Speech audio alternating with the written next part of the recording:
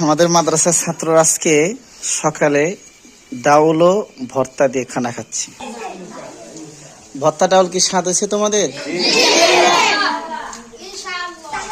সত্যি ভালো লাগতেছে নাকি মিথ্যা বলতেছো? হ্যাঁ, সত্যি ডাউল স্বাদ হয়েছে? ভর্তা মাশাআল্লাহ।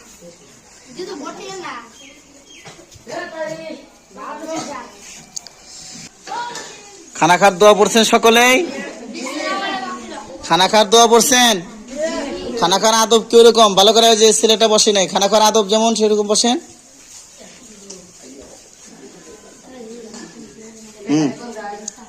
খানা খাওয়ার সুন্নাত তরিকা কি?